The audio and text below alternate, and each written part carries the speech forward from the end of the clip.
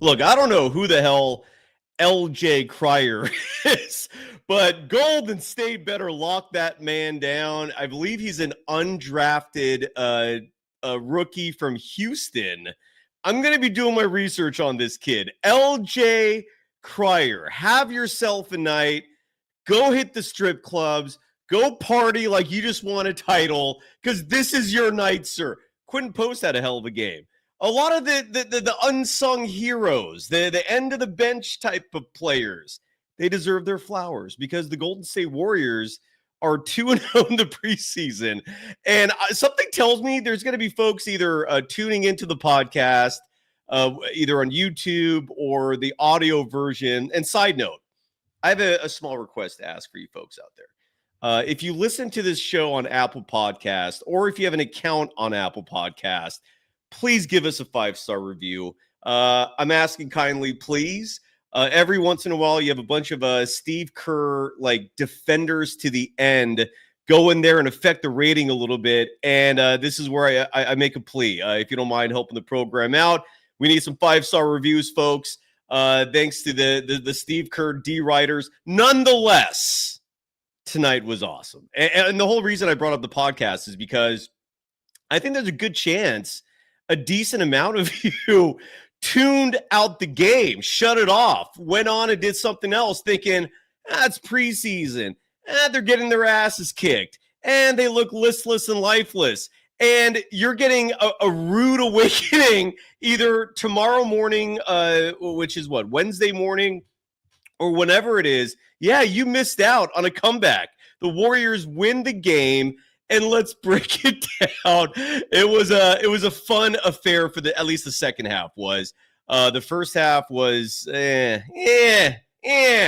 break it down. Presented by FanDuel, the official sportsbook of Golden Days and the Believe Network. Your Golden State Warriors are victorious. Yeah, Patrick Singh. That was a fun game. Again, it was almost like two separate games. There was the first half, which was like, oh, really? And this is how the preseason is going to go. We're going to look our age. Oh boy. And then you have the second half where it just suddenly became comeback basketball, big shots. Guy Santos reminding folks he's on the team. Quinten Post reminding folks he was, I think, the leading three-point shooter for the Warriors last year. And LJ Crier, Houston Cougar, a year ago, if my facts are correct. I know nothing about this guy. I'd never heard of him. I'm not a big college hoops aficionado. Haven't been for like 20-something years. So I leave the professionals who study that game to provide me with the expertise. So I don't know where this guy came from, but he's a member of the Warriors now. And thanks to LJ Crier, the Warriors remain undefeated in the preseason. Let's break it down. If the audience wants to jump on, that door is open. You are welcome. And let's have some fun tonight. I'm going to update the open before the regular season starts. I promise. It's just me forgetting that I need to take out the "leave me alone this summer" from Steph. I'll edit that. Let's play the open. Let's have some fun. It's the Golden Days. They always find something to nitpick, and that's because there's expectations for us to win. Leave me alone this summer. Woo! Let's go. In a minute, I'ma need a sentimental man or woman to pump me up.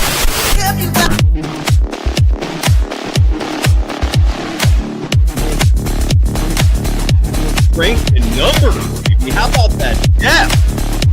How about your Golden State Warriors, baby? Undefeated.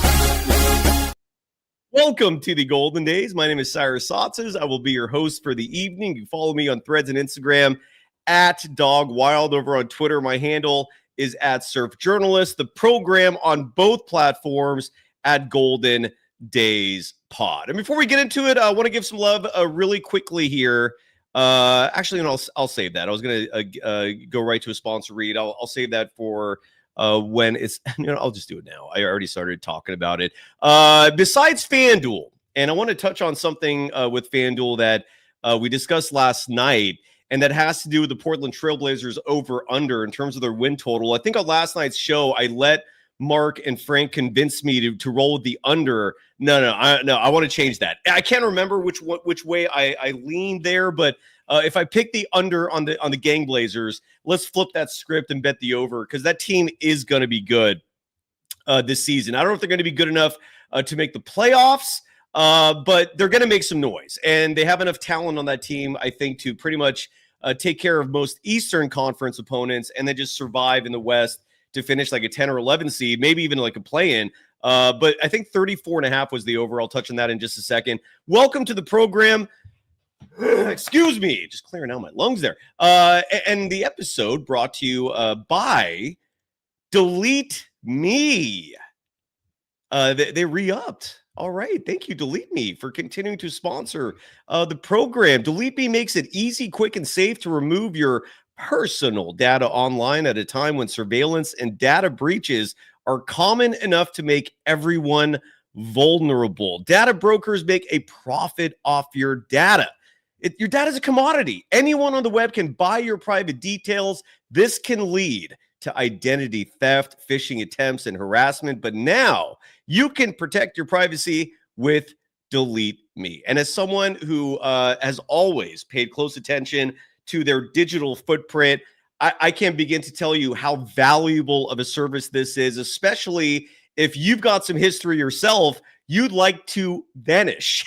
DeleteMe can help you and then some. Take control of your data and keep your private life private by signing up for DeleteMe now at a special discount for our listeners. Get 20% off your DeleteMe plan when you go to joindeleteme.com/pro and use the promo code PRO, P-R-O, at checkout. The only way to get that 20% off is to go to joindeleteme.com/pro and enter the promo code PRO at checkout. One more time, joindeleteme.com/pro and use the promo code PRO at checkout for 20% off.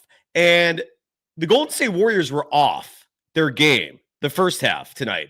I'm looking at the box score right now, and the Golden State Warriors defense gave up 73 first half points to Portland. The Warriors looked listless. They went with a slight experimentation in terms of their starting lineup. They took Brandon Podziemski out, and they went with Al Horford as the starter, and it didn't work out. And we'll see. Again, Steve Kerr has alluded to this preseason as being one of experimentation. I hope he stands by his word and doesn't extend the experimentation to the regular season, where last year we saw nearly 40 different starting lineups. I don't want to see that. That's not a good thing for a basketball team. Consistency, routine, not having surprises for your players. That's what you ideally want. And so if you're going to experiment, do it now. The Al Horford experiment as a starter, I don't know if it's a good or bad thing, but what I can tell you with certainty is tonight it didn't work out very well. He got used and abused routinely. I have it in my his name is in my notes a lot for turnovers, for missed easy buckets. There was one particular play where well, first of all, who are our audiences? Mohammed Alavi, is that your name? Who routinely spent like 2-3 months advocating for Duop Reith. Duop Reith looked damn good tonight, and that included with Al Horford in that matchup. I'm not sitting here bashing Al Horford long term. I'm not sitting here saying bench his ass. What an awful signing! It's just one game. I love the Al Horford signing, but tonight it didn't look great. There were multiple plays where Donovan Clingan looked like the far superior center out there. There was one particular play that really just that stuck out in my mind, and I have it on my notes right here, where Clingan literally just grabbed a rebound over Horford's head. Al Horford stands, 6'9", 6'10", and I know Clingan's a big boy, but that's not something you want happening to you as an NBA player. It's just literally trying to grab a board, and someone just grabs it over you without an over-the-back foul. And then the very next possession, Al Horford turned it over Klingon got it again. This was early in the second quarter when all this happened. Anyways, Al Horford, I don't think had a good game tonight. And the box score for him, he played 11 minutes and 1 second, and the box score reflects his bad night. 0 of 4 from the field, 0 of 2 from beyond the arc, had just 2 rebounds, 2 assists in this game, also had 2 turnovers for 0 points. What's not surprising to me when I look at a box score following a game like this, whether the Warriors are playing good or bad, Steph, Dre, and Jimmy Butler are going to be consistent. And they're not going to be the reason for your team losing. Even though tonight they didn't play great. I thought Stephen Curry, for example, friendly reminder, this is still the preseason. He got a pass from Jonathan Kuminga that would have been set him up for a wide open 3, and his foot was on the line. That is not something Stephen Curry does in regular season basketball. This was the preseason, and yes, Steph actually had his foot on the line. Again, not the norm, but Steph, when you look at net rating, a -5 in 15 minutes, 43 seconds of play. Draymond Green also played 15 minutes, 43 seconds, which tells me they were out there for the entirety of this game tonight together. He was a -5, goes without saying. Jimmy Butler played 16 minutes, 48 seconds. He was a +3 in net rating, which again sticks out for those first half players because the Warriors gave up 73 first half points to Portland, and while they scored 57 themselves. They trailed by 16 at the half. This looked like a losing cause. Portland came out aggressive defensively, and I think what threw off the Warriors more than anything else was that full court press, which you don't see in the NBA often. If other teams routinely play defense like that aggressively, where they're literally hounding you from one side of the court to the other, all 94 feet, ball handling would suddenly have some significant relevance again. I'm not saying it doesn't have relevance, but what I'm saying is if you're in the NBA, you're not getting to that level of basketball with shitty ball handling skills. Even the bigs are at least competent. But if another team is pressing you from one end to the other, now those skills are going to stick out a little bit. Now, if you're lacking in that department, turnovers are going to be forced. You're going to make bad plays. And the Golden State Warriors had numerous basketball players on their team commit these ugly turnovers, and they just did not know how to handle that aggressive defense. When I'm looking at the turnovers tonight, Kuminga had 4 of them.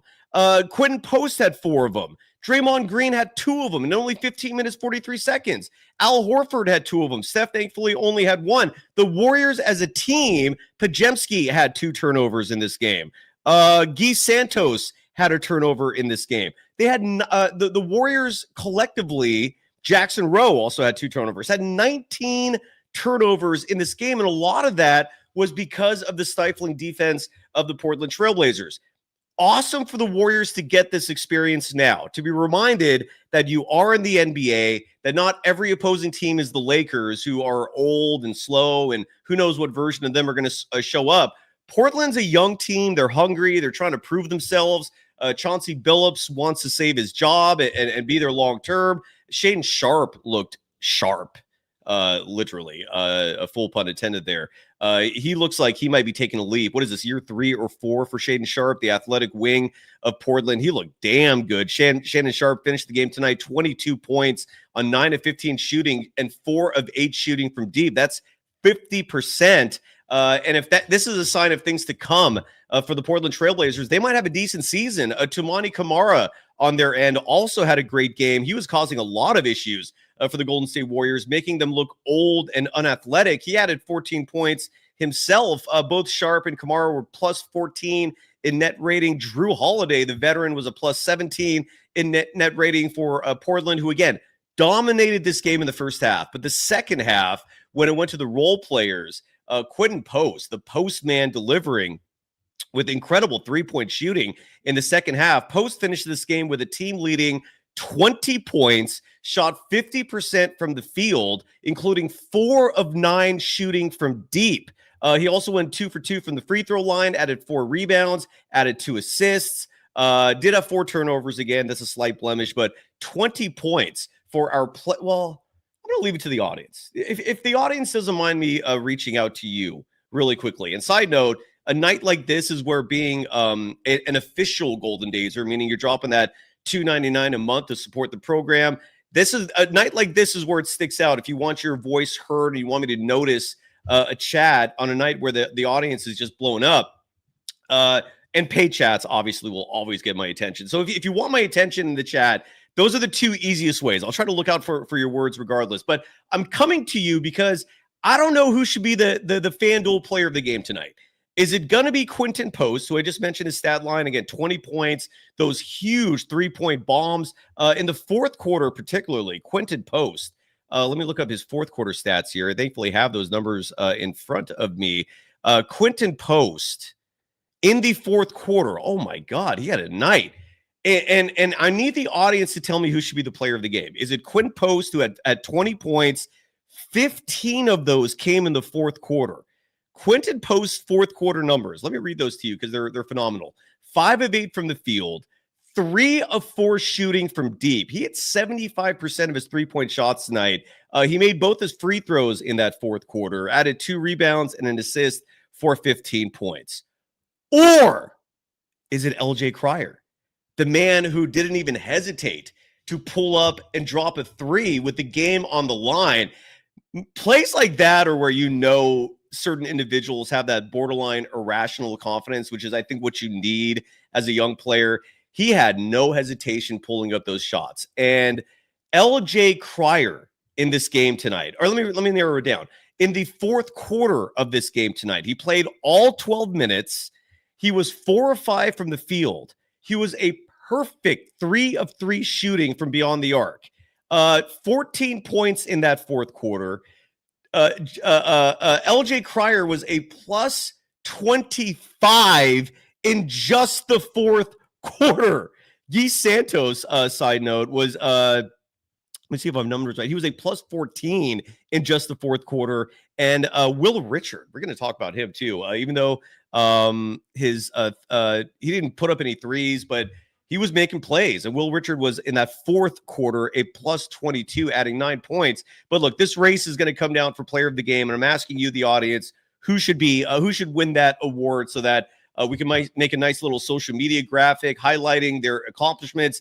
Moses Moody was our player of the game in the first preseason clash, the debut, if you will. Tonight, LJ Crier, 14 points in that fourth quarter alone, a perfect 3 of 3 from beyond the arc, 3 of 4 from the free throw line. And LJ Crier for the game, those were his only minutes, was that fourth quarter. It was phenomenal. So is it LJ Crier who finishes with 14 points, a perfect 3 of 3 from beyond the arc? Crier added 2 assists in this game, had a steal, no turnovers, or was it Quinten Post who played double the minutes as LJ Crier? Post at 24 minutes, more than double actually, 24 minutes, 52 seconds, 20 points, 4 rebounds, 4 of 9 shooting from deep. What is the chat saying? I'm seeing LJ Crier. I'm seeing Postman. I see the real E-Leezy saying LJ Crier is better than Brandon Podziemski. F2P saying Quinten Post over Crier. Yeah, and real E-Leezy is feeling like I am about LJ Crier. Look, it's just one preseason game. We better see more. That was impressive. That was beautiful to watch. And the Warriors better lock that kid down. What's the vote here? I gotta do some. I gotta count this thing. It's gonna be close. So hold on. So 1 for Crier, 1 for Post, 2 for Post. 3 for Post. Derek Simmons, good to see you, by the way. It's been a long time, man. Join the program at some point. I missed you. Jerry saying Postman. So Post leads 4-1 at this point. I see a vote for LJ. It's 4-2.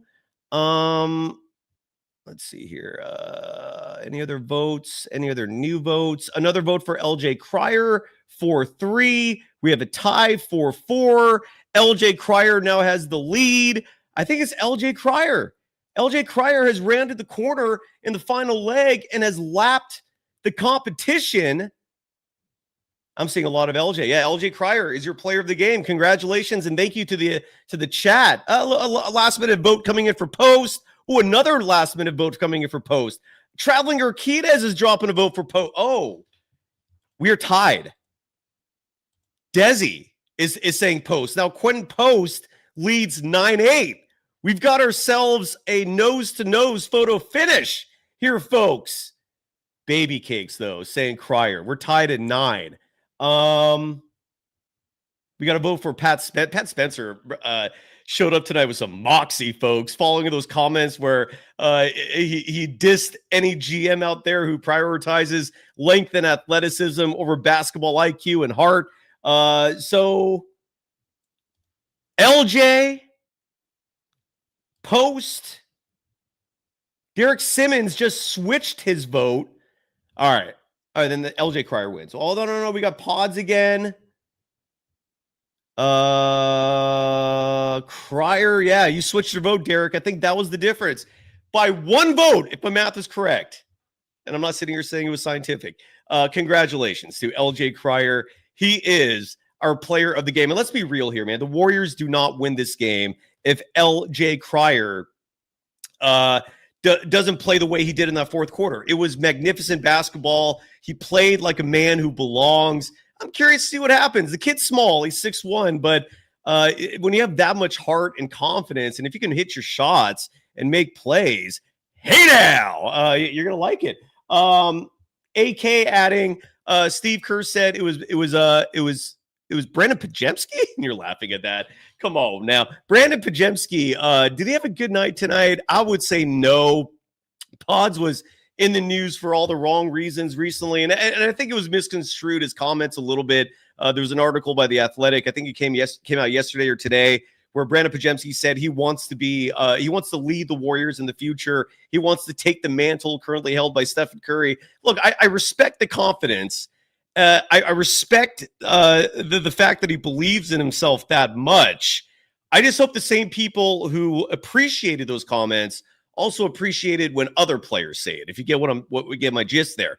Podziemski tonight, 18 minutes, 4 seconds, 5 points, 4 boards, 3 assists. He was 1 of 3 shooting from beyond the arc. But a stat that he normally dominates, net rating, was not his cup of tea tonight. Brandon Podziemski was a minus 17 in net rating. That's tied with Kuminga. Both those players not producing winning basketball, even though, again, net rating is one of those things where on a night like this, I don't know how you could blame Kuminga.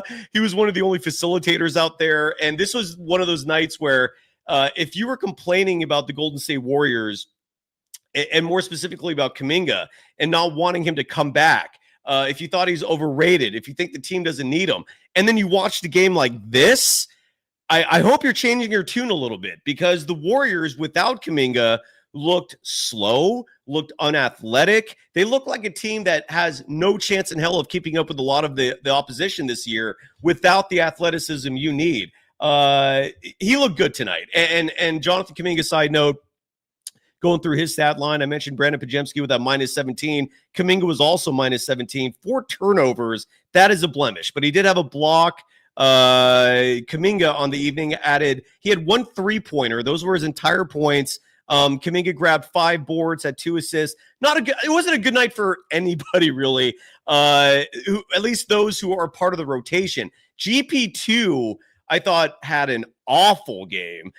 This was one of those nights where you watch GP2 and at least I'm thinking to myself, why did GP2 get the whole year contract and not Seth Curry? Like, why wasn't Seth Curry playing tonight where he can space the floor? He can actually handle the basketball. He's actually a good defender. He's taller than GP2. And yet, for some reason, the Warriors forced Seth Curry to wait until mid-November before he can officially join the team as a member so that they can circumvent the second apron. But GP2 gets the whole run. Why? GP2 tonight, there was a sequence from the little big man, as they call him, where he went up for what should have been an easy ass dunk. He was wide open and he got blocked, and it looked bad. I think it was Muhammad Olivi's boy, Duop Reith, who blocked him, I think, if I remember correctly. And then on the other end, the Blazers hit a 3. That's a 5-point swing entirely because of GP2. I just don't get it. I just don't get not prioritizing, and they call me crazy saying Seth is not taller than GP2, unless my information is not correct. I thought Seth was listed as 6'3". Is he not? 6'2", 6'3"? So at a bare minimum, they're the same height. I don't think he's shorter than GP2, but keep in mind, GP2 is 6'2". That ain't a big boy. Anyways, I don't get that, but yeah, an AK in the chat adding that Steve Kerr put Kuminga in with GP2 and Podziemski, and then he complains about spacing. Yeah, and again, look, it's the preseason. If this was a regular season game, we'd obviously see Steph, Jimmy, Dre playing much heavier minutes. Al Horford, I think, thankfully got this game under his belt and it can move on from it as a learning experience that, hey, you got to wake up. You got to play aggressive every night, even preseason, because more times than not, the hungrier team is going to be the one that takes the win. So the real E-Leezy in the chat saying Seth is 6'2.5". So I think, so what, he's a half inch taller than GP2? They're the same height? Regardless, I don't get it. I like Seth Curry to me brings so much more value, but this is where we're at. It doesn't matter. Other things in the notes that I had, and let me put the link out, by the way, if anybody wants to jump on tonight. Again, a thrilling victory for the Golden State Warriors. I know it's just the preseason, but these things feel good. And again, if it wasn't for the preseason, if it wasn't for a game like this, none of us would be aware of who LJ Crier is, who ends up being the hero of the game, who ends up being the FanDuel player of the game for the Golden State Warriors. 14 points. They all came in that final quarter where he played the full 12 minutes, a perfect 3 of 3 from deep. He was aggressive defensively. Did he get any steals, Crier, on the night? No steals. Oh, no, he did. Yeah, he even got a steal. He's 100% our player of the game. And LJ Crier leading the team in net rating with a plus 25, all in the fourth quarter. I'll get the link posted in our chat if anybody wants to join us. It's now there, and if not, no big deal, because we're going to be playing, we're going to be having shows all season long.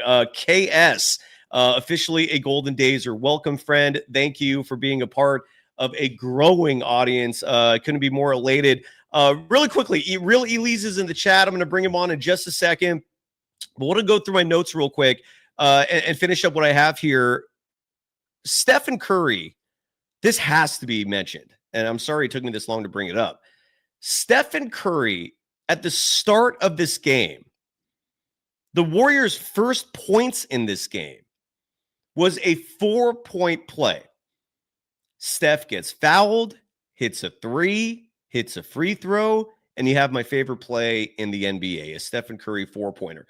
Now, what sticks out, besides the fact that Steph did what he regularly does, he is the 4-point king. I think it's safe to say he holds the all-time record of most 4-pointers made. Don't quote me on that. I actually don't know for certain. That's an assumption, but I think it's a safe assumption. But what stuck out about that play and why it's so important and why this could be a game changer for Steph this season is the NBA finally, in the year 2025, adjusted their rules so shooters cannot be hit on their follow-through. What you've seen time and time again is Stephen Curry putting up a 3-point shot, and then you see contact made after the shot's released, right? You see his hand get hit. You see his arm get hit. And you see the referees swallowing their whistle because technically that was not a violation. Defending players were allowed to inadvertently make contact with Steph once the ball was released. It's egregious that this has been going on for as long as it has. Almost as crazy as the fact that landing space did not become a rule until Zaza Pachulia took out Kawhi Leonard in the 2017 Western Conference Finals.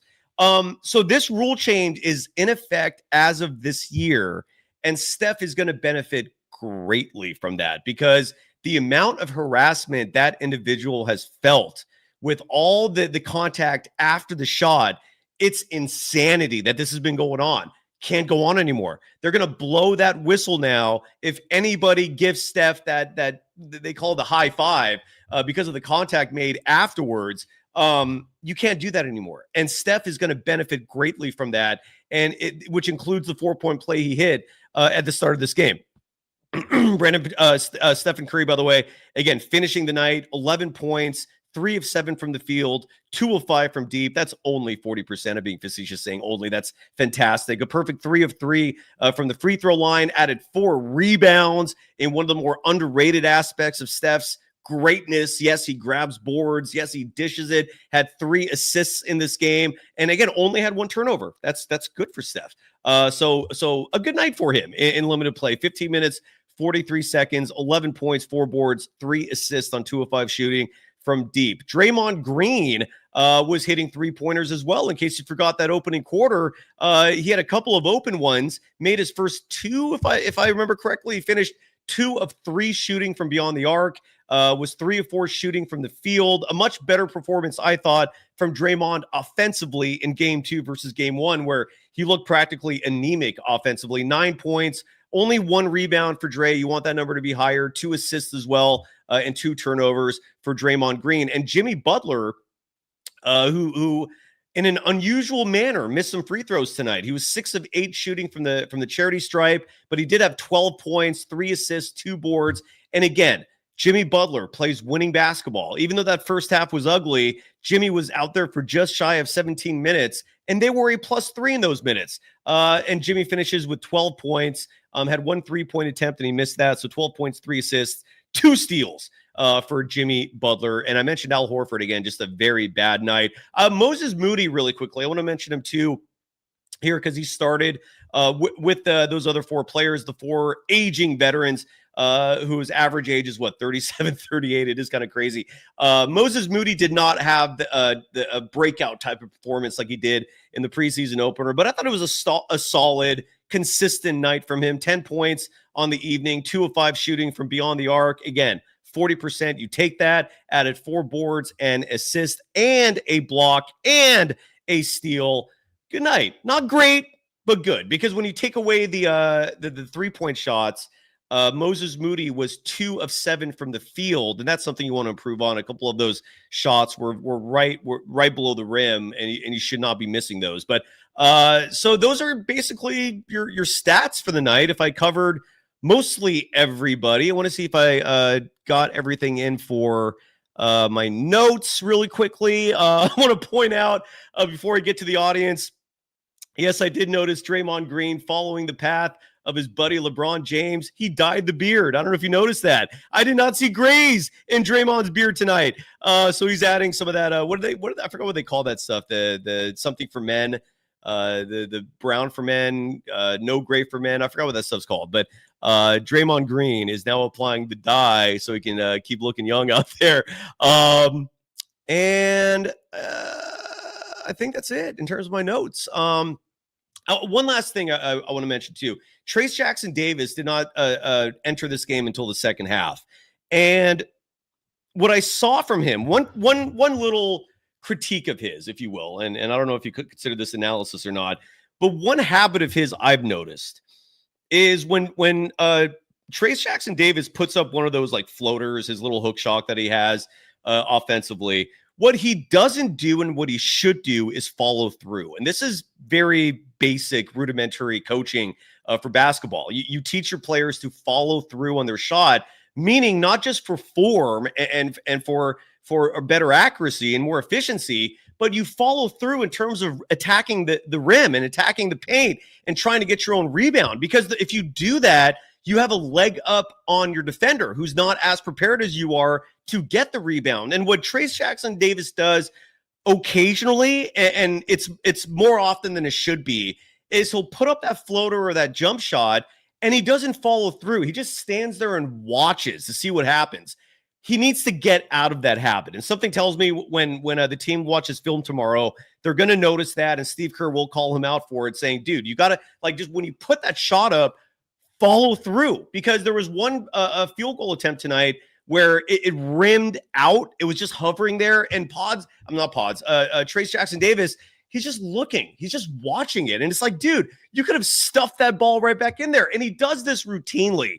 And it's why I call him out for it, because I feel like that's a part of his game that it's a simple correct that could super easy, and he can be far more productive as a result of that. So that's my initial reaction to tonight's game.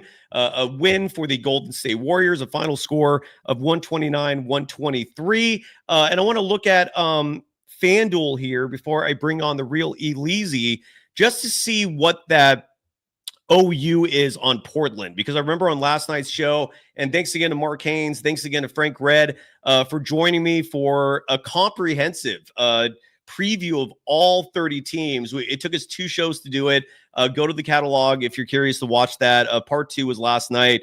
But I remember Portland coming up, and both Frank and Mark were like, we're leaning under. And I remember thinking, dude, this team finished the year very strong last year, and they didn't even have their best player, Denny Avdia, on the court tonight. But then I saw the Scoot Henderson injury, and for whatever reason, I let them talk me into betting the under. But I want to take another look real fast. And the Portland Trailblazers right now, courtesy of FanDuel, their over-under is 34.5. I think I would bet the over, and I feel fairly comfortable doing so. And while I have the FanDuel website open, I want to take another look to see if the Golden State Warriors are still plus 2,700 to win the championship, or if that line has been revised. It's still plus 2,700, folks. Get in on that while you can. Those are phenomenal odds. Kevin from that TV show, The Office, remember him, the big fat dude with the bald head in accounting? He once had a line that was very astute. The line was, you always take odds if it's 10,000 to 1. 2,700 is not 10,000, but it's still damn good odds. Put that money down. I would. That's for the odds you're getting, that's a damn good bet, and that line is still there. Let me see if the Warriors' next preseason game is listed in terms of lines. It is not. They next play, I think, on the 11th, I think. I'll get back to that in a second. But let's bring on the real E-Leezy. It's been a little while since I've heard from you, man. How you doing? Salute, bro. What's going on? I hope all is well. How are you? How are you? I'm good. I can't complain, man. I'm so happy that the season is back. So I mean, Yes, something to look forward to. Yes. I appreciated everything that the young guys brought in that fourth quarter. I didn't see like the beginning part. I just kind of caught the fourth quarter though, but I was glad to. You caught the best part. Yeah, that was the best part. That was the best part because we started the quarter down 20. So to be down as much as 23, and for the young guys to show that much character and poise and resilience, man, it was a real pleasant sight to see. So nice. I'm excited that we came out with the win, because I don't care if it's preseason, exhibition. I want to win every game. Nice. I hate losing. I agree. It feels good, man. That was dope, and again, though, you look at the history of the Warriors in all their title seasons, and they really did well in the preseason. The first championship, I think they lost just one. They were undefeated for the last one. The second KD one was the exception. I think they went 2-2, but I'm with you, man. These feel good. And again, we would have no idea about LJ Crier if we didn't have that fourth quarter. So Facts. Well, I watched LJ Crier in college. I think he went to the national championship in Baylor. So he's a really, really good player. And then he transferred. So he was a transfer too. So LJ Crier is a really, really good player. He's real poised. You can't really speed him up. He's always in control. And he displayed that in the fourth quarter of this game and his minutes that he got on the floor. So that was also another pleasant sight to see. I wasn't surprised because I watched him do it in college. I watched on the biggest stage. I watched him do it in the summer league. If anybody watched the summer league, he did pretty much the same thing he did in his fourth quarter. Okay. So all right. So he did his thing, like, you know what I'm saying? So that was good to see. I wanted to see a little bit more from Will Richard. You know what I'm saying? But it is what it is. Pat Spencer did a really good job of controlling and running our offense. He handled that pick and roll like John Stockton, in my opinion. Like, you know what I'm saying? I know that's a little stretch though, but I'm just saying for preseason half. I hear you. He controlled tempo, he controlled pace. Our execution was good. He hit on that pick and roll. I don't know what Portland how they was defending it, but he hit Quinten Post for 2 huge back-to-back threes. Agreed. Which was during that run. But KS in our chat, I've never seen this before. It says you've gifted 10 Golden Days memberships. That looks amazing. And I see it written twice. Whatever that means, KS, thank you. I'm guessing those are good things. And if you're gifting those to others, bravo, man. That's we need more of that altruism in this world. Richard Marquez, also an official Golden Dazer. Thank you, sir, and welcome. Go ahead, E-Leezy. I apologize for the interruption. No, you good. You good. Steph Curry looked like he in mid-season form, to be honest with you. Like his aggressiveness, his attention to detail, his assertiveness, everything. Like he's rebounding the ball. I always thought Steph was really an underrated rebounder at his position. He really gets in there and mixes it up. Like I think for his career, he averages like 1.2 offensive rebounds. And I think LeBron James averages like 1.6 offensive rebounds. And we talking about Steph Curry. Like he gets in there and he's going to mix it up and he's going to grab rebounds amongst the trees. So I respect it. That's winning basketball. He makes winning plays and we need him to be healthy for this full season.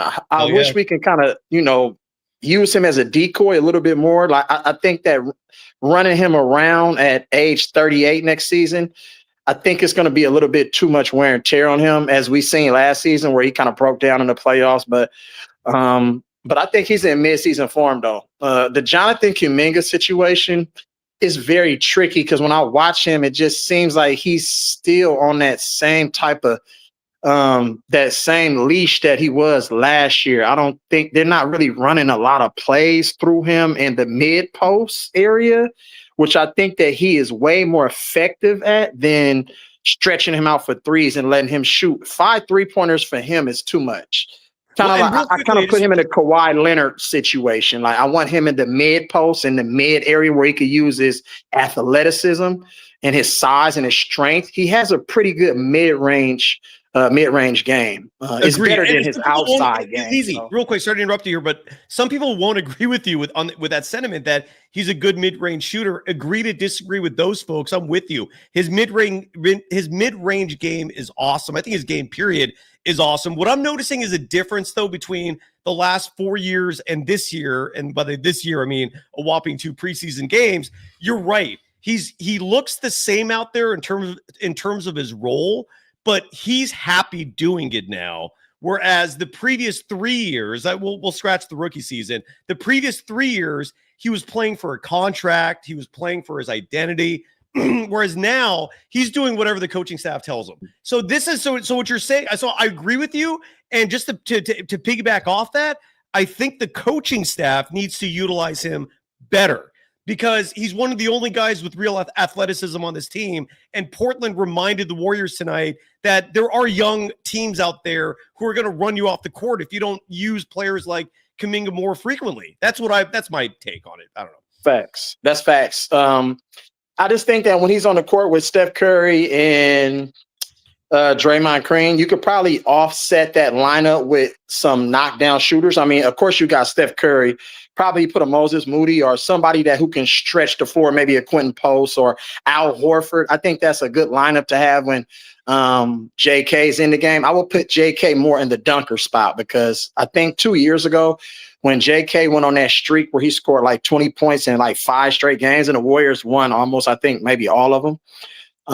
He did a real good job playing in that dunker spot. So catching those backdoor lobs and alley-oops, like I think we can utilize his athleticism, because it's not a lot of people in the league that is as athletic as this guy. He is a springboard. Yes, sure. Like, you know what I'm saying? But I do want JK to, I want him to rebound a little better at his position. With all that size and athleticism, I think he can attack the offensive glass more and get the Warriors extra possessions. So I would say it's work on his rebounding. I mean, he had 5 boards tonight, which is good, but he had 0 offensive boards. So that's a good take, man. I agree with you. Right.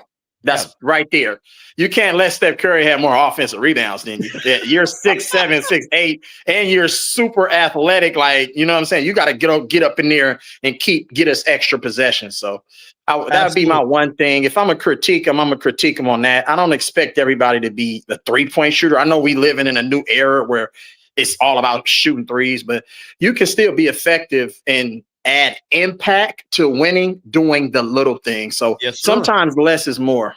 Yes, sir. And honestly, I'm not one to subscribe to the belief that you have to have like this exorbitant amount of 3-point shooting to win. I still think if you stick to the basics, you're going to be fine. And you look at the champions in recent years, outside of the Warriors, none of them are relying like at such an extreme level on the 3-point shot. Most of these teams who end up winning the championship are still playing an inside out game. They're still playing a balanced game.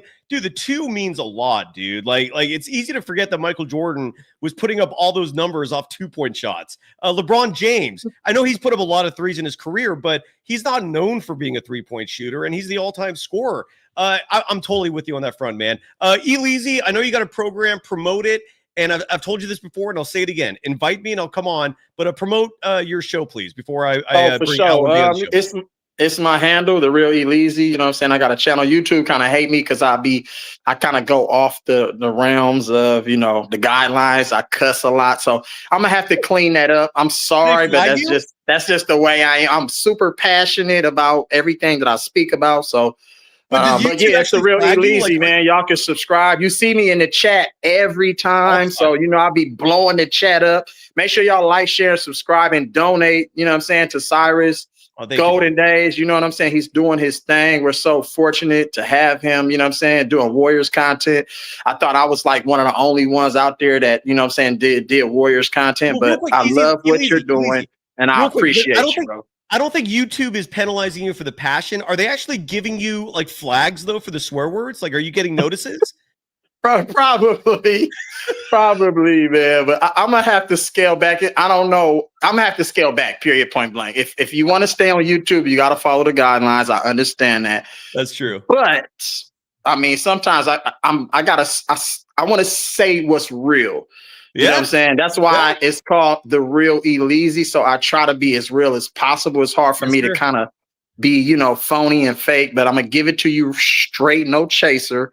And that's just what it is, though. So it might be for some people and it's probably not for others, but that's okay, though. So long as it's a balance, I'm fine with that. There you go, brother. It's key to life, man. Balance, moderation, all that good stuff. Yeah, just keeping it even keel. E-Leezy, have a great night. Again, reach out to me if you want me on your show, brother. I will come. You have my word. Salute. Right? Appreciate you. All right, brother. Take it easy, man. That is the real E-Leezy on the show. Real quickly here, Money Checkup's asking, am I wearing the same shirt as yesterday? I never double up. That is not something I do.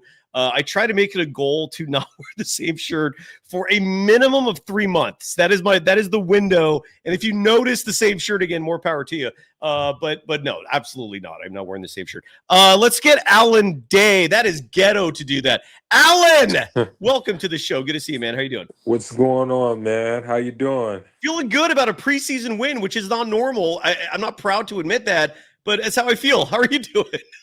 I'm solid, man. We have some things to clean up, but dub for the win. But in terms of the game itself, it's you know how it is. It was a rough start to the game. I mean, it's some challenges that's starting to peek its ugly head a little bit. We're definitely pretty small. Not very athletic. It's going to be a problem in that front court. Al Horford was just getting hawked out there. Well, Alan, you played D1 basketball, and so I'd love to know what your thought is on this sentiment I'm going to share with you. I think a huge part of the problem for the Warriors tonight was Al Horford starting and Al Horford not looking great. And I think it all kind of like cascaded from there, man, because Klingon was owning him. Who was the other Portland player, their power forward? Tumani Kamara. He was like the Warriors had no answer for that front court, and it starts with Al Horford. And on the bright side, I don't think that's gonna be a regular thing. I think Al Horford's probably kicking himself right now about that performance. The body, look, I'm not a big body language guy, but like if you watched him in the game tonight, like when he was sitting on the bench, even in the game, like his head was down, like he hated himself for that performance. Would you agree that was a huge part, or no? That was a huge part, but one thing that I'm starting to notice, and I'm sorry, Dove fans, and I'll say this, Draymond he's been probably my favorite player during this entire run, but his defense is starting to leak quite a bit. He's a great post defender. And obviously he became an all-time great as a help defender. But Draymond Green, he's not an on-ball defender. He can't stay in front of his man. He plays in space for a reason. And one of the challenges here, like, so in the earlier years, he was spry enough, he was fresh enough to kind of make up ground on sagging off quite a bit. And it's to the point now. I mean, Draymond is smart enough to know that he probably have the worst backcourt defenders in the NBA with Buddy, Steph, and Potts, and he knows that three of those guys. I mean, 9 times out of 10, he's going to be playing with two of them. None of them will stay in front of their man. They'll get blown by every single time, and so that's probably one of his reasons why he sags off so much. But he just do not have the athletic ability and the quickness to be able to recover like he used to. So that's going to be a massive problem for the Warriors. I will say that, and Kuminga's, I like what I'm seeing with Kuminga. I always knew he was an excellent on-ball defender. Obviously, he's probably the most athletic player in the league, one of them, and One of them, we yeah. saw that on that short play, how he was able to recover quickly, block the shot off the glass. That was beautiful. And I know It was beautiful. yeah, You're I right. know Kerr like this passive version where he's starting to, drive and kick quite a bit and really being patient. But this old man game for JK is gonna drive me crazy. For me personally, I like aggressive JK. But the old man game, it's all good. I guess He's that'll following keep him. orders, man. That's all he's Yeah, doing yeah. out there. And all we can hope for, Alan, is that Kerr and the coaching staff realize if we're going to be successful this year, we have to unleash him to a certain extent. Yeah. But he's trying to play the part. That's what I'm reading. And side note, Kuminga will be on the show soon. I don't have a date yet. I'm probably gonna have to go to Chase Center and sit down with him there, which is fine. I'll set it up. But Cool. he will be on the show soon, and I'm really excited for that. And I will ask everybody what specific questions you want me to toss at him. But I think the coaching staff is gonna come to a realization, Alan, and I hope I'm right on this, that they're going to have to unleash him to a certain extent. We're also seeing the preseason, right? And who knows? Yeah. There's only so much you can interpret from what we're seeing so far. Like maybe the moment the regular season starts, JK's 30 minutes a night, sixth man off the bench. We have no clue how this is going to pan out so far. Yeah, I do, but I will say I do like the thought of the backcourt of Moody and Steph.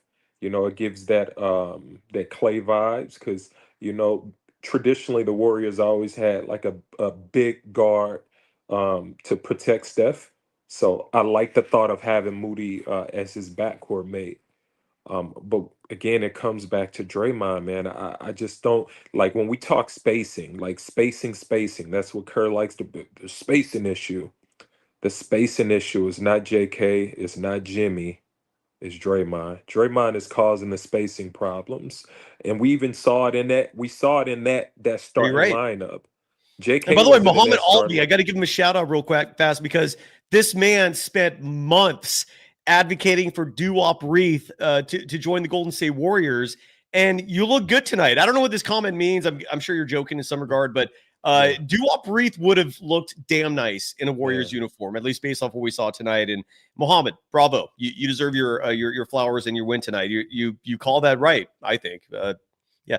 Alan, what did you think real fast before I bring Derek on the show? It's been way too long, man. I'm glad to see you in our green room. But one player we have not spent much time talking about tonight, and he deserves some discussion here. Will Richard. He looks like he belongs, dude. And you mentioned Klay Thompson, and I'm not saying they're comparable, but they play the same position. They're both shooting guards. And he looks like a guy who's mature. I've heard multiple people use the term old soul in reference to him, which usually means he's got a maturity to him far beyond his age. What did you think about his game tonight and the first two games we've seen so far? From what I've watched from him, I feel like he has a pretty good touch of the game. He's comfortable. It looks like he's been around the block before. He doesn't look like he's overwhelmed by the game. Importantly, for young guys is that, it's not too fast. And for him, it seems like the game has already kind of slowed down for him, and he understands space pretty good, and get to knocking down some shots and get out in space. Maybe we could see what it can do. But he has a good soul. He looks like he knows the game. So respect to him, and we'll see. If he gets some run on the big club or in the G League, wherever he's at. But it looks like he may stick around for a while. Yeah, So well, good for him. and he has at least 2 years guaranteed in his contract, so he's not going anywhere. But he likely will be spending some time in Santa Cruz in addition to the Golden State Warriors. LJ Crier, man. Let's finish up on that note, Alan, before I get to Derek. What did you think about LJ, man? This kid, he better not go anywhere, man. And I'm sure the Warriors are taking care of that tonight. Yo, he's 6 foot. He's a Kerr prototype. He's not going anywhere. We may see him playing power forward at some point. Have a great night, man. Are your family good? Easy. Yeah, everyone's good. Everyone sleeps. So Awesome. I'll hang up and man. listen. Thanks for joining the program, Alan. Always a pleasure, brother. Thank you. Appreciate it. You too, man. All right, Derek, who we're gonna highlight you got a YouTube channel so you can teach others how to get that damn physique. Take it away, brother. Good to see you. Cyrus, what's happening? Now, dude, yeah. It's been a while since you saw me, but I've been seeing you all summer. Thank you, brother. How's life treating you, man? You're in Vegas still, right? Yep, in Las Vegas, in the middle of my season. So competed in 2 shows so far. Got another one in about 3 weeks. Everything's doing good. I'm placing better within each show. So, is the end game here? So like Arnold Schwarzenegger had the title of what, Mr. Olympic? Yeah. Is that what your goal is? Yes. Wow. And what's next? How soon before you find out if you can achieve that pendulum of achievements? Well, first is win a couple of Mr. Olympia titles, then do the remakes of the Terminator movies, and I'll be the new Terminator, and then I'm gonna run for governor. And so that is my trajectory. In no particular order. Yeah, okay.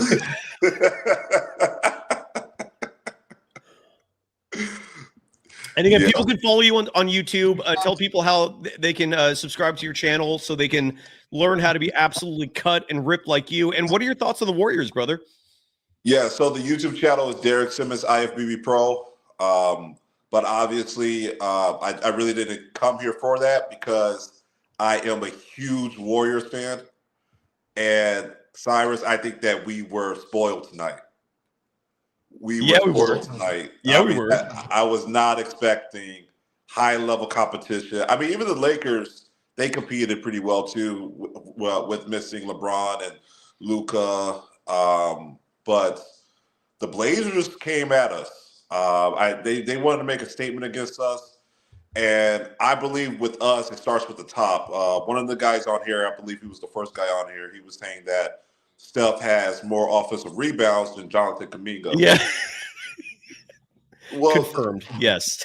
Well, the reason for that is your heart. It's your will to win. Correct. And that has to start at the top. And we witnessed tonight that was all the way trickled down to the bottom. Hey, the guys could have been like, this is preseason, whatever. We're just gonna do some drills and shit. No, we're gonna compete. We're gonna compete hard. And that gave me confidence for this season because, hey, once these guys get in the playoffs, Draymond Green, Jimmy Butler, Al Horford, Steph Curry, if they're healthy, we ain't got nothing to worry about. Hell yeah. What we got to worry about is how we're going to get there. And tonight was a good sign. I'm not saying it's definite. Tonight was a good sign that we could possibly get there, that we got some young bucks that's going to be willing to fight, that can win some games for us. Because I just don't see, Cy, how these old guys, I hate to call them old. They are, relatively speaking, they are, man. Yeah. But then I'm calling myself old too, because I was a kid watching stuff. Whatever. It's funny how fast time flies. It's not funny, but but it's crazy. I'm not amused by it. I hate it, but it does. It's really fast. Doesn't it really feel just like yesterday Durant was on the team? Yes, everything, dude. Yeah, the time is insane. It's unfortunate that it goes by so fast. So you got to take it, enjoy every minute. I know it's advice that is easy to say and damn difficult to follow, but when you see how quickly this goes, right? It's what are we doing half the time? Wasting, energy on the most worthless things imaginable. And it's also why I love the Warriors, dude. It's like, what an escape, right? As long as they're this version and not the one that was in existence for 40 years, from the 80s through Steph. Like that version sucked. Cyrus is, and that's what it was tonight. It was that escape, and it was just like I just smiled to myself. I was watching the game on my phone, and I was like, "God, I missed this. I missed this." Hell yeah! Yeah! It's the best. Hell yeah! I'm with you, dude. I'm a junkie on this stuff. I love it too. The Warriors next play Sunday. They're in LA to take on the Lakers. Any thoughts on that before I wrap up the show with Desi?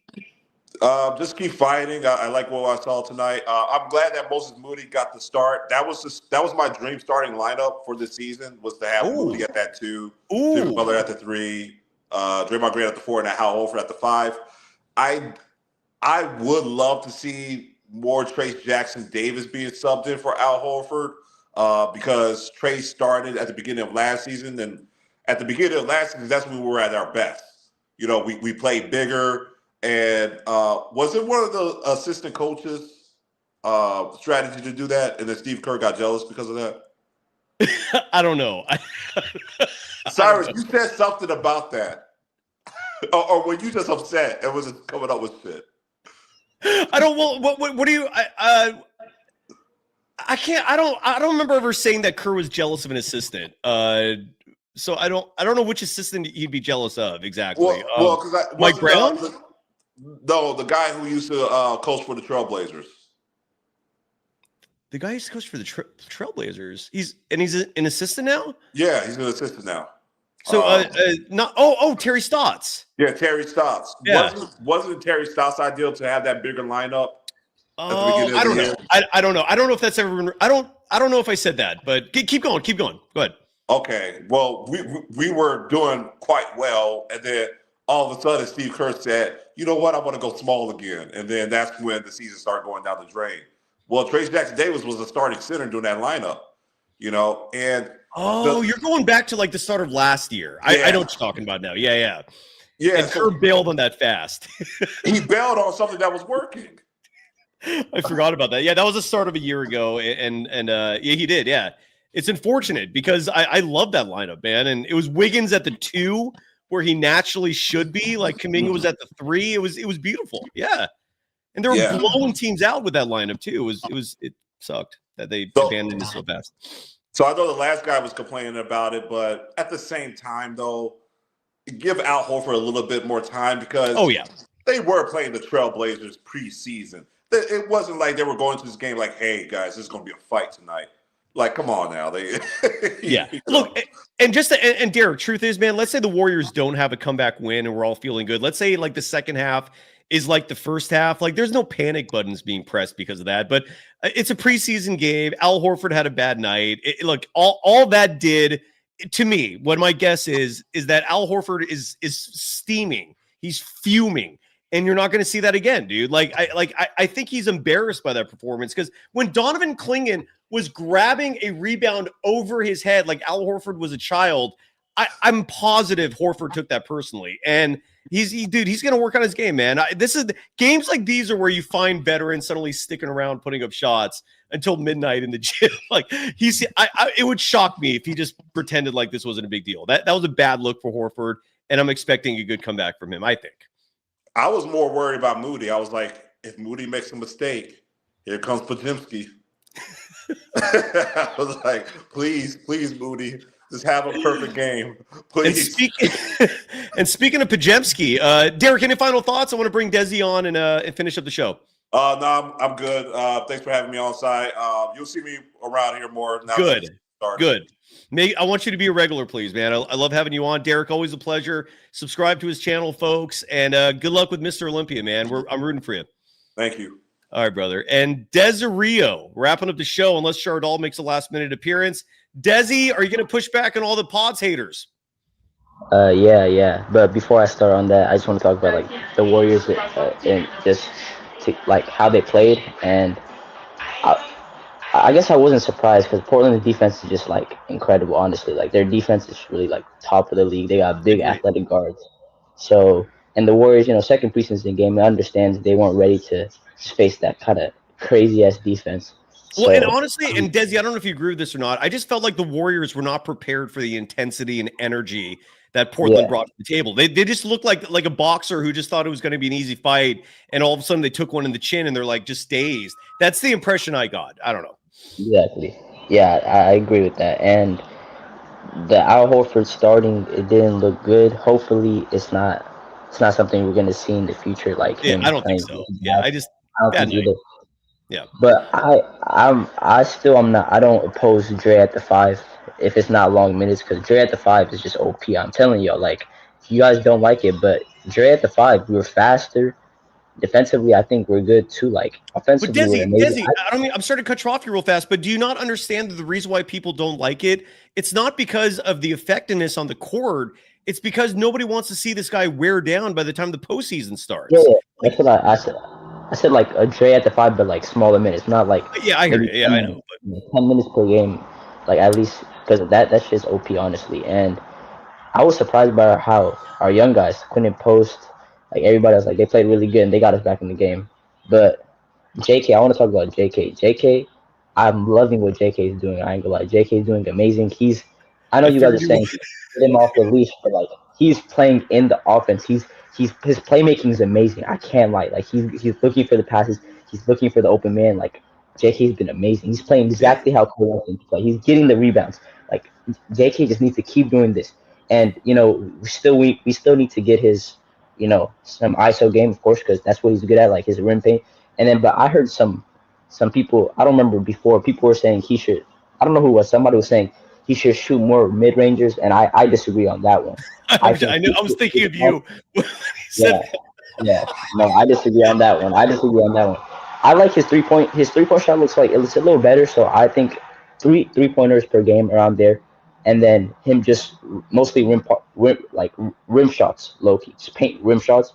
His mid ranger, and he could shoot it, but I don't want that to be a lot because last year like 30% of his shots were like non-rim paint shots, so like mid range shots, and he wasn't shooting like good percentage on that too. So I'm just saying. Was any one of the Warriors shooting well for mid range last year, or was it just JK struggling? Jimmy was shooting good. I think Steph was shooting good. I don't have the stats on the rest of the players, but that was 30% of his shots. So it's a big chunk of his shots. So it's better if he didn't. I mean, well, I'm telling you this, Desi, I believe this with a passion that now that he's secure in life, like first of all, I don't know if you're paying attention. JK on Instagram posted pictures of his daughters. He has 2 daughters that until Steve Kerr like leaked that accidentally at the end of last season, like most people weren't aware that he had kids, that he's got a partner. And he kept that stuff under wraps, man. And this is a player who did not know what his future was going to look like. And now that he's secure, and especially, look, man, I know a lot of people think he's going to get traded, and he might. I'm not saying that's not going to happen, but I also think the odds of that happening are not as high as some people believe. Like, there's a very good possibility that Jonathan Kuminga is a long-term part of this team. And look, he's getting $25 million this year, just a little bit less than that. He's feeling good about life. You could see it with just the facial expressions. I've never seen him smile that much in my life. And he's comfortable. And he's clearly now, instead of playing for the next contract, he's playing to make the coaching staff happy. And we're seeing the results, dude. He's playing into the system. But there's also the rhetoric that E-Leezy brought to the table, which I also agree with, which is, okay, great, Kuminga. You're playing in the system. You're making your coaches happy. But the coaches have to realize that he's too talented to be boxed in like that. And look, this is just a preseason game, right? The veterans only played a half. There's going to be nights where the veterans sit, and Kuminga will be the focus of the offense. They're going to rely on him, but the coaching staff, I think, is going to have to rely on him more than what they did tonight and with what we've seen in 2 preseason games. Super early, who knows what the long-term plan is, but I just wanted to point that out as well. Yeah, I agree definitely with games where Steph and Jimmy are not there. He's going to be our focal point. And Yeah, honestly, I don't want him to get traded. Like my view has changed on him. I want him to be our cornerstone. I want him to be our future piece because look at he's you. nice, bro. I ain't gonna lie, he's really good. But like we have hella talent on this team, so like I prefer JK play in the offense because even when him playing in the offense, he's gonna get his own. Like he's gonna get his points. He's gonna be helping winning. And the rhetoric that Draymond is washed and people are saying this and that. I completely disagree. We saw today he made like 2 3 pointers. We saw he made that one left hand shot. Like he still got it in him, and defensively he's one of the best help defenders, honestly. He's lost the touch on guarding man to man defense. He's gotten slower. But like he'll still lock up Yeah, a four around his size. Like him, he will lock up Zion. Like Zion is like around his size. He will lock him up for sure. Like we saw that last year too. He was locking up. He locked up Giannis too. Yeah, last year too. Like yes, sir. he still got it in him. Like this rhetoric that he's lost it defensively and he shouldn't start is completely false. And then Pods he didn't have the best game. JK he didn't have JK defensively though. Defensively I have to point out JK has been amazing. His on ball defense is really just it's been amazing. Desi, real fast.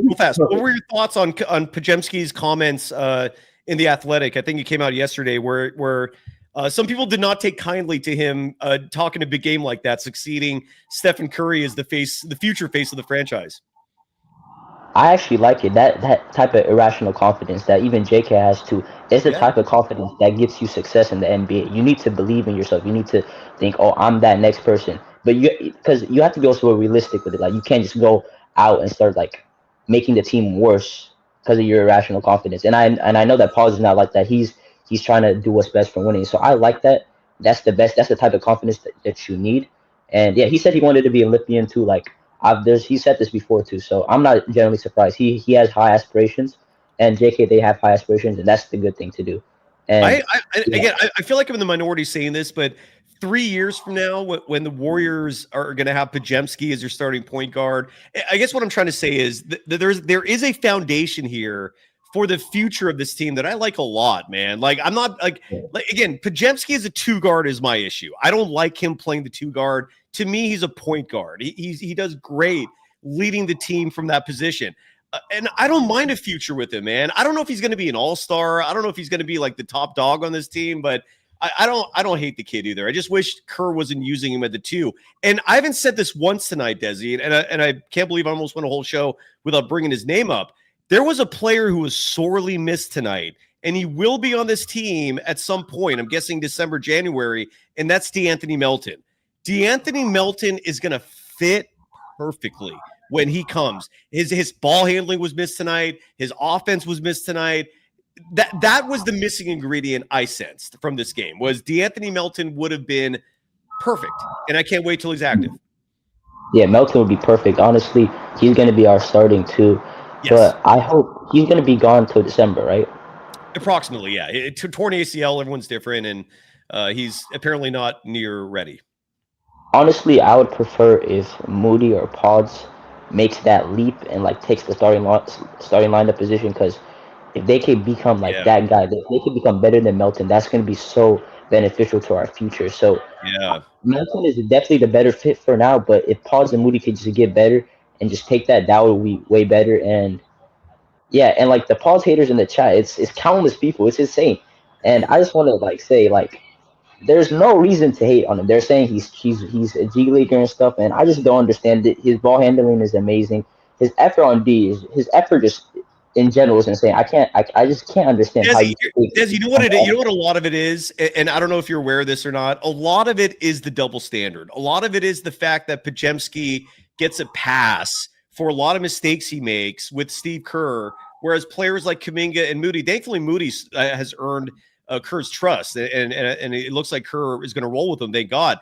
But I think that's the source of the angst and ire is the fact that Podziemski, for whatever reason, is just looked at in beautiful grace by Steve Kerr, and that same treatment has not been applied to other youngsters. And I think there's some sort of ire that comes from that. That would be my guess, at least for part of the reason. I mean, yeah, there's some validity to that, but if you're mad that JK is not getting opportunity, I don't understand why you would get mad that Pause is getting opportunity. I feel like you would want all your young guys to get opportunity. You would want all of them to get minutes. So if you want JK to get the opportunity, you should also want Pause to get opportunity. And if Fair. it's a problem with Steve Kerr's decision making and things like that, they should direct that anger to Steve Kerr, honestly, because Good point, Pause man. is just out there trying to help us win and trying to become successful. Like Good point. I just don't understand. But yeah, Good yeah. point. Yeah. All right, brother. Any final thoughts before we get to Shardall and call it a night? We've been going for an hour 15. That's a good run.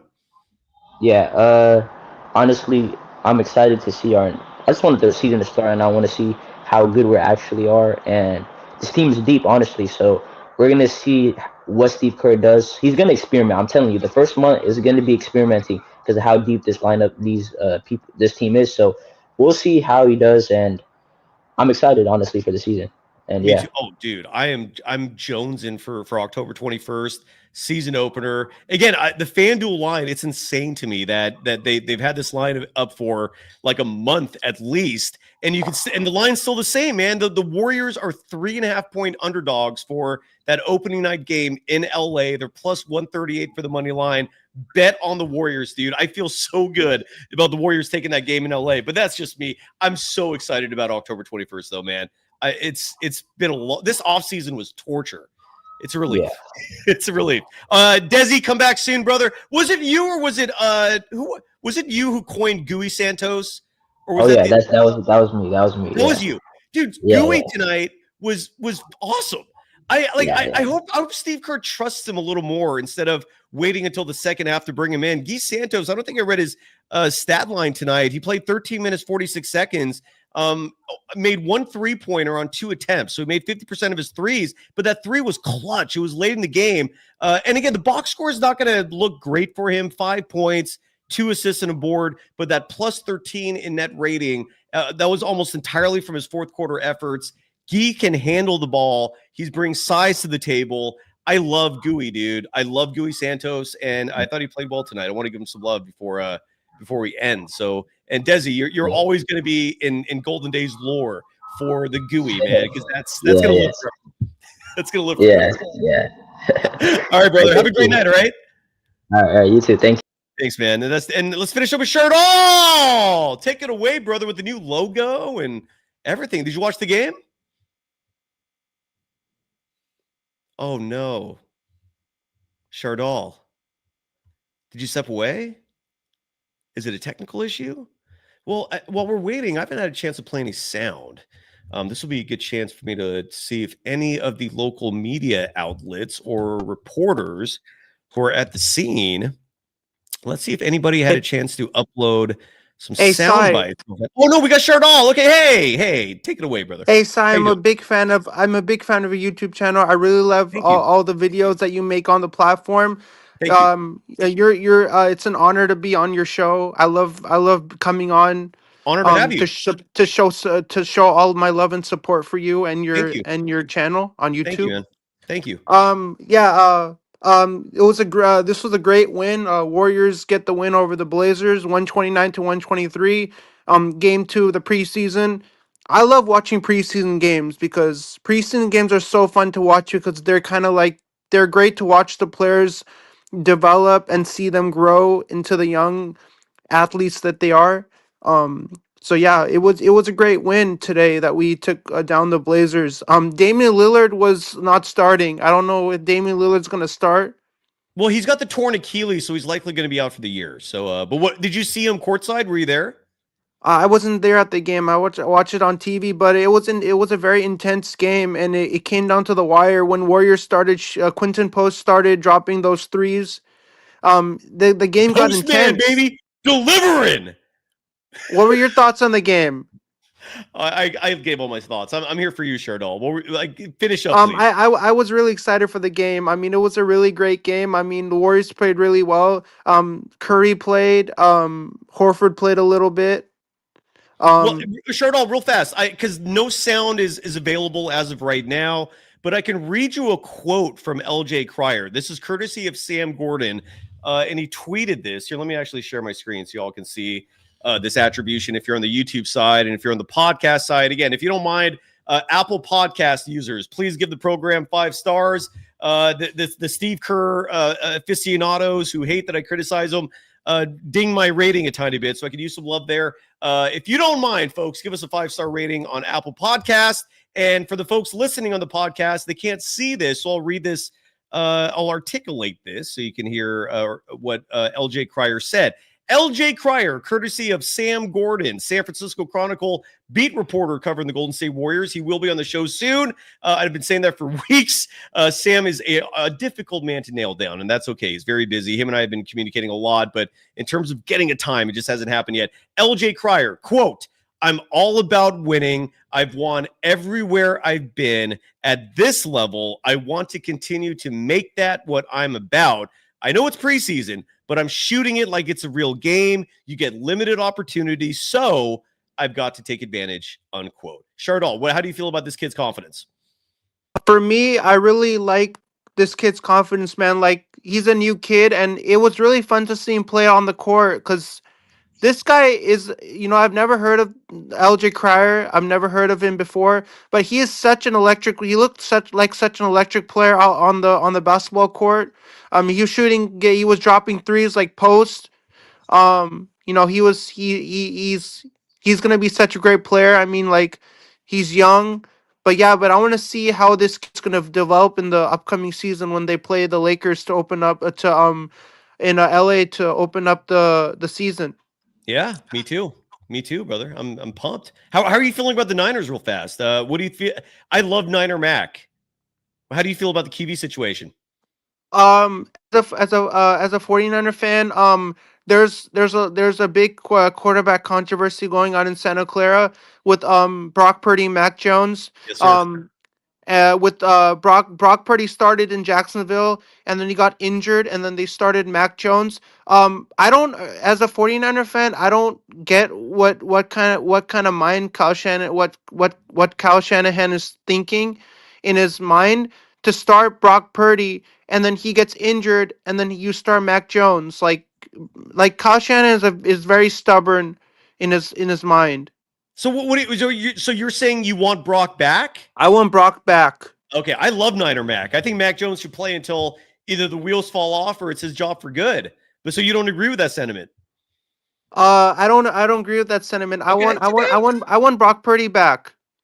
I hear you. Well, he's hurt, so I don't think he can come back. But and side, are you going to the practice? Before we go, I'm seeing a few people in the chat talking about the Warriors open practice. I'm not going to the Golden State Warriors open practice. I'm going to the Sharks and Vegas Golden Knights home opener. Oh, well, that's a good excuse. That's a damn good excuse. How are the Sharks looking this year? Yeah, the Sharks are looking really good this year. We got Macklin celebrating Will Smith, and we're looking like such a great core. And I'm going to the game tomorrow. I'm going with me and 3 of my other friends are going. So it's 4 of us are going to the Shark game tomorrow. We're gonna have a good time. The Golden State Warriors play on October 17th, which is one day before my birthday. Could I be a special guest and come on the show, and people can wish me happy birthday and make it a whole special show? Why not? Sure. Well, not the whole show, but I'll no, but it's my birthday, so I can come on the show. The whole show's asking for loss, Shardall. We gotta be a little. But do you want to make it? But it's my birth. But it's the day before my birthday, and it's very special. It's gonna be a very special. What are you gonna do for birthday? I might go to the Nuggets and Warriors game on the 23rd and see Nikola Jokic and Stephen Curry. Last time you were on this show, you said you were going to that game. Now it's a maybe? No, I am going. Okay, I am going for sure. I am going. All right, good. I want to recap of that. Yeah.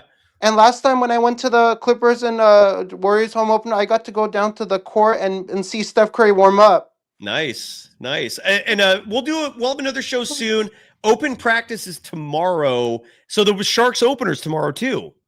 The Sharks versus Vegas Golden Knights home openers tomorrow, and then the Warriors open practices tomorrow as well. Tomorrow at 5:30. I would love to get some feedback on that. Someone in the audience last night or yesterday, whenever we had our show last, it was last night, said that they're gonna yell fire. Yeah, the reason why I didn't plan to go to the Warriors home open practice tomorrow is it starts at 5:30, so I would have to leave the open practice at 6:30 and go to the game. I don't think that would be very feasible to do that. Oh, and KS in the chat's adding that the Jimmy and Buddy bobblehead night is on your birthday. No, not on my birthday. One day before my birthday. Oh, your My birthday's birthday's on the 16th. 18th. The Oh, you're game is on the 18th. 7th. Okay, gotcha. Well, isn't that a nice like pre-birthday celebration? Is to go get the bobblehead and then the next day's Yeah, your birthday and you have the it's a bobblehead? really good it's a really good thing to have that as a pre-birthday treat. That's a hell of a treat. Shardall, it's getting late. We're gonna wrap it up. Any final thoughts? And my final thoughts are that it's an honor coming on your show. I'm absolutely elated to come on to show love for you and Thank you. this amazing platform that we have here, that you come on here and you're a Thank professor at San Jose State, and you you do a great job running you. this network. Man, I can't wait to come on the next I'm doing the I won't be able to come on October 12th for the Lakers and Warriors post. I'm going to be doing the Buccaneers and 49ers game with a friend. We're going to be collabing. We're going to be simulcasting the That's a game. big game. Is that a I mean, Sunday night game or is it a day game? It's a 125 game. Okay. All right. It was That's so flexed. cool. It was Yeah, that's flexed. good. The game was supposed to start at 10 a.m. in the morning. Ooh, we don't want And they that. flexed it and they moved it to 125. Good. Realizing nobody's going to get up at 10 a.m. to watch a football game. I mean, F people that. are Well, sleeping. some people, People yeah, are they- sleeping, right? People are not going to get up that early to watch a football game. I mean, some people are committed to get up like 8:30 in the morning, have breakfast early, get whatever their setup, whatever their mic setup, whatever they need to do, and watch the game. I need to sleep. I think 125 is better. Then I could sleep a little Agreed. On a longer Sunday, and then watch the game. On a normal day, Shardall, let's say you have nothing to do. Would you prefer to sleep in, or are you an early riser naturally?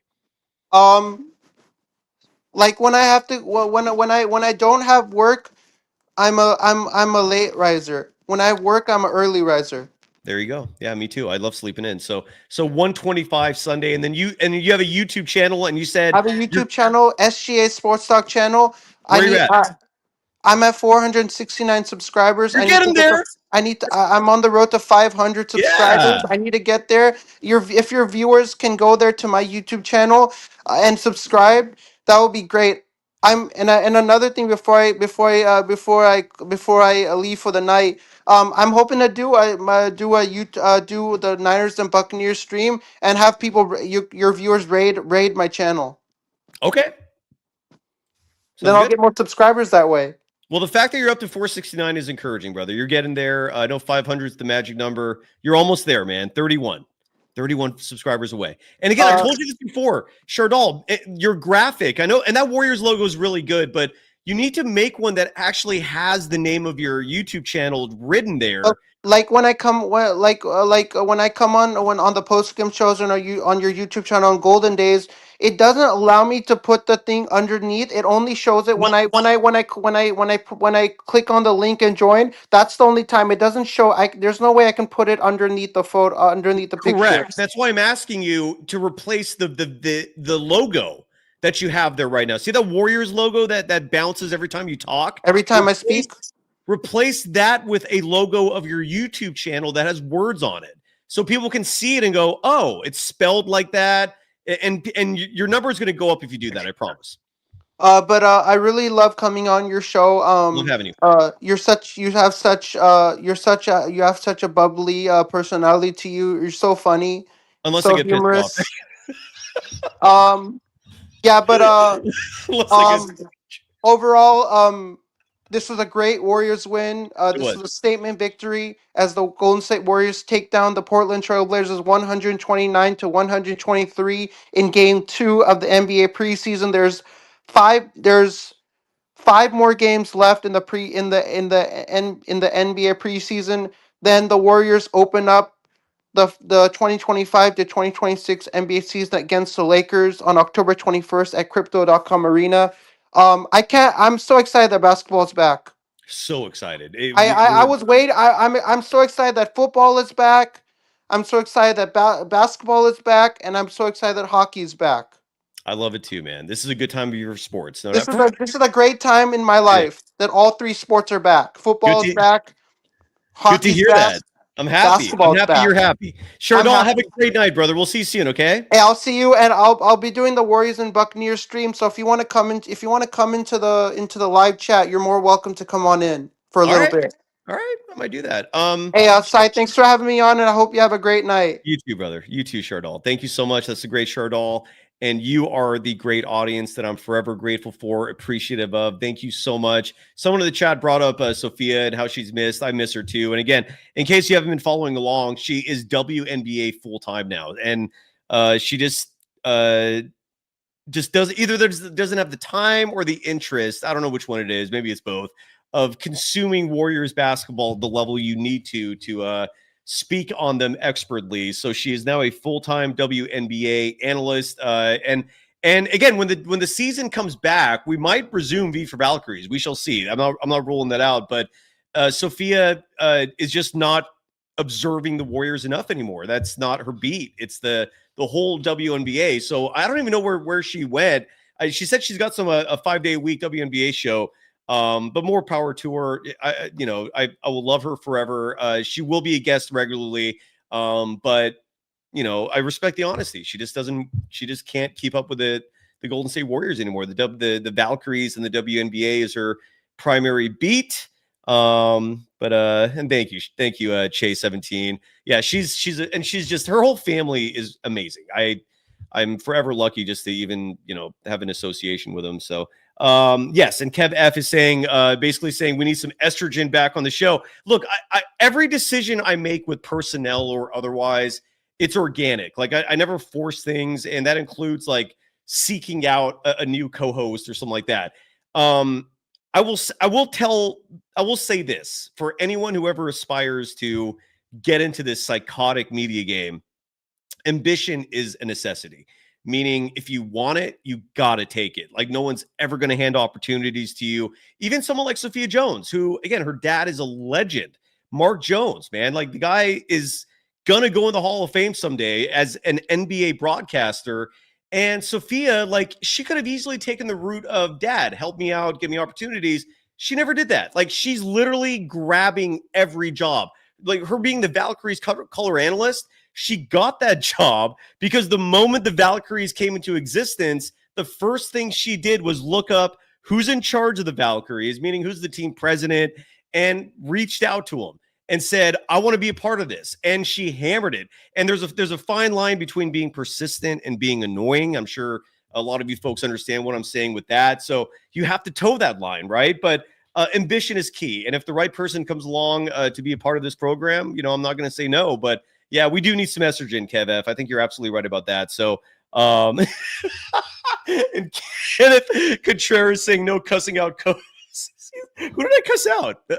Are you talking about Kruger? Well, but didn't we cuss each other out? And that was also a very tense moment. Yeah, but I'm not a proud thing of mine, but J Rock is saying, am I going to do another show with Bruce Morrow? I mean, he's been in the audience as a chat member. I don't remember ever doing shows with him. Is he a professional now? Does he have a show of his own? I mean, if yes, I wouldn't mind, but anyways, I think that's it. Are we done? I think we're done. 2-0. That's the Warriors record. And we'll be back at this soon. The next game is October 12th, Sunday. We'll be back way before then. The next scheduled show is Friday with the Professor Armando Laura. Friday happy hour. I think I'm going to do a show tomorrow, though. We shall see. But follow the program. We always keep updates there. Thank you, everybody.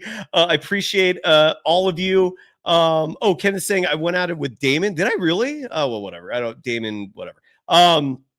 When has Damon not gone after somebody else himself? I will say this. If I've ever gone at it with another broadcast professional, and I'm not going to sit here and say I'm proud of it, although it would have to, the context would have to matter too. But let's not pretend they were angels and innocent either. We're human beings. Sometimes things get heated. And if it ever got heated or animated with Damon Bruce, I'm confident in saying he wasn't innocent in that. He wasn't just sitting there taking it like a victim. It was definitely a two-way street. Anyways, we'll be back at it soon. Friday happy hour. Thank you. Friday happy hour is the absolute latest. We'll be back. Thank you, everybody. We do have a merch store. We're going to add to that very soon. with the holidays just around the corner. And a lot of the merch is going to be like old school Warriors logos. So like the Warriors logo from the 90s and the We Believe Warriors, the Sleepy Floyd Warriors of the 80s, Run TMC Warriors. Like we're going to make a lot of merch with that type of imagery, whether it's hats, hoodies, shirts, you name it. So stay tuned for that. Hopefully we can drum up some interest there. And thank you always, Kenneth. I love you too. And again, I'm not perfect. I know I've had some moments that I look back on and I'm embarrassed, but you just keep trucking along, and hopefully you don't make big mistakes in life that ruin everything. That's the goal. Thank you, everybody. Go Dubs! That was a big win, even if it was the preseason. Back at this soon. Bye-bye.